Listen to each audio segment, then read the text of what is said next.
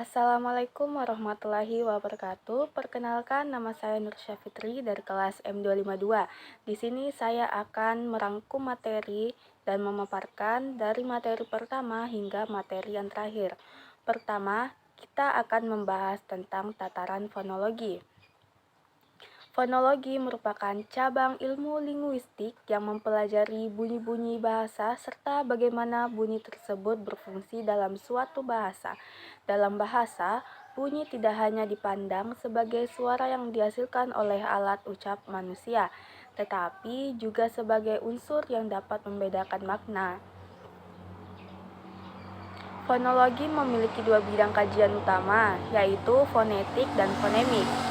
Fonetik mempelajari bunyi bahasa berdasarkan cara bunyi itu dihasilkan oleh alat ucap manusia seperti bibir, lidah, gigi, dan langit-langit, serta pita suara.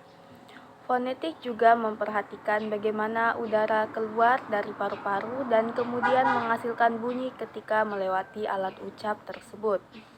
Sementara itu, fonemik mempelajari bunyi bahasa berdasarkan fungsinya dalam membedakan arti kata. Artinya, fonemik tidak hanya melihat bagaimana bunyi dihasilkan, tetapi juga melihat apakah bunyi tersebut dapat mengubah makna kata dalam suatu bahasa. Sebagai contoh, pada kata paku dan baku, terdapat perbedaan bunyi pada huruf P untuk paku dan huruf B untuk baku. Perbedaan bunyi tersebut menyebabkan perbedaan arti kata. Oleh karena itu, bunyi P dan B dianggap sebagai bunyi yang berbeda dalam sistem bahasa Indonesia. Selanjutnya, kita membahas klasifikasi bahasa. Bunyi bahasa. Bunyi bahasa dapat diklasifikasikan berdasarkan beberapa hal. Salah satunya adalah berdasarkan alat ucap yang digunakan untuk menghasilkan bunyi.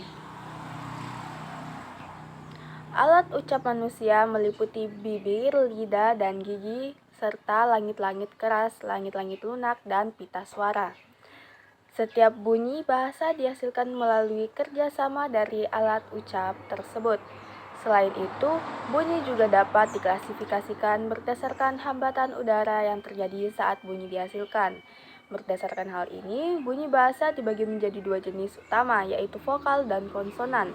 Vokal adalah bunyi yang dihasilkan tanpa adanya hambatan udara di dalam saluran suara.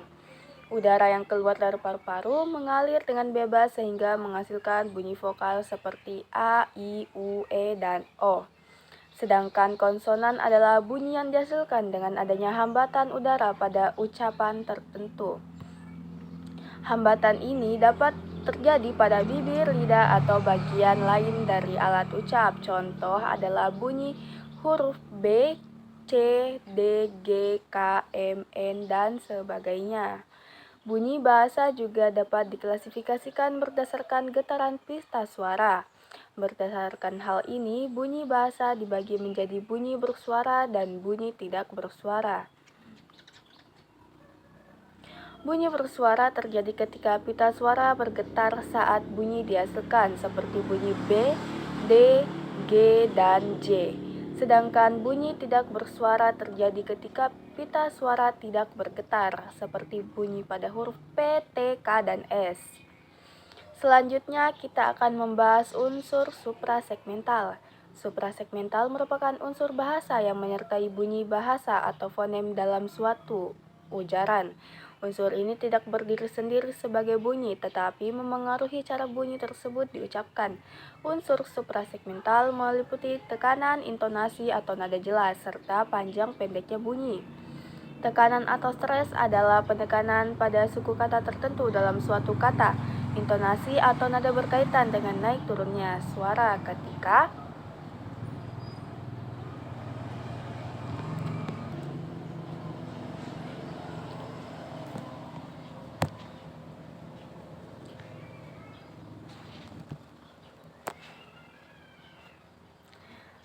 seorang mengucapkan kalimat. Jeda adalah berhentinya suara sejenak dalam suatu ujaran, sedangkan panjang pendek bunyi berkaitan dengan lamanya bunyi diucapkan. Unsur suprasegmental sangat penting karena dapat memengaruhi makna atau maksud satu kalimat. Misalnya, perubahan intonasi dalam kalimat tanya dan kalimat pernyataan dapat mengubah makna kalimat menjadi berbeda. Selanjutnya, kita membahas fonem. Fonem adalah satuan bunyi terkecil dalam suatu bahasa yang berfungsi untuk membedakan makna jenis kata. Jika suatu fonem diganti dengan fonem lain, maka arti kata tersebut akan berubah. Sebagai contoh pada kata batu dan patu. Perbedaan bunyi P dan B menyebabkan arti kedua kata tersebut menjadi berbeda. Oleh karena itu, bunyi B dan P disebut sebagai fonem yang berbeda dalam bahasa Indonesia. Selain fonem, terdapat juga alofon. Alofon adalah variasi bunyi dari satu fonem yang sama yang tidak menyebabkan perubahan makna kata. Variasi bunyi ini biasanya terjadi karena pengaruh posisi bunyi dalam kata, lingkungan bunyi di sekitarnya, atau kebiasaan pengucapan penutur. Sebagai contoh, bunyi K pada kata kita dan pada kata bapak diucapkan dengan sedikit perbedaan, tetapi perbedaan tersebut tidak mengubah makna kata. Oleh karena itu, bunyi tersebut tetap dianggap sebagai variasi dari fonem yang sama. Terakhir, kita akan membahas tentang morfologi. Morfologi adalah cabang linguistik yang mempelajari struktur kata serta proses pembentukan kata dalam suatu bahasa. Dalam bahasa Indonesia, banyak kata yang terbentuk melalui proses penambahan imbuhan, pengulangan kata, atau penggabungan kata. Unit terkecil dalam morfologi disebut morfem. Morfem adalah satuan bahasa terkecil yang memiliki makna dan tidak dapat dibagi lagi menjadi bagian yang lebih kecil yang masih memiliki makna. Morfem dibagi menjadi dua jenis, yaitu morfem bebas dan morfem terikat. Morfem bebas adalah morfem yang dapat berdiri sendiri sebagai kata, misalnya rumah, makan, minum, buku, dan jalan. Sedangkan morfem terikat adalah morfem yang tidak dapat berdiri sendiri dan harus bergabung dengan morfem lain untuk membentuk kata yang bermakna. Contoh morfem terikat dalam bahasa Indonesia adalah me, ber, di, ke, kan, dan an. Sebagai contoh, kata membaca berasal dari gabungan morfem me dan baca. Sedangkan kata berjalan berasal dari gabungan morfem ber dan jalan. Melalui proses morfologi seperti afiksasi atau penambahan imbuhan, reduplikasi atau pengulangan kata, serta komposisi atau penggabungan kata, bahasa Indonesia dapat menghasilkan berbagai kata baru dengan makna yang berbeda. Sebagai kesimpulan, fonologi mempelajari bunyi bahasa dan fungsinya dalam membedakan makna, sedangkan morfologi mempelajari struktur kata serta proses pembentukan kata dalam bahasa. Kedua bidang ini sangat penting dalam kajian linguistik karena membantu kita memahami sistem bahasa secara lebih mendalam. Demikian penjelasan mengenai materi yang saya sampaikan. Terima kasih. Wassalamualaikum warahmatullahi wabarakatuh.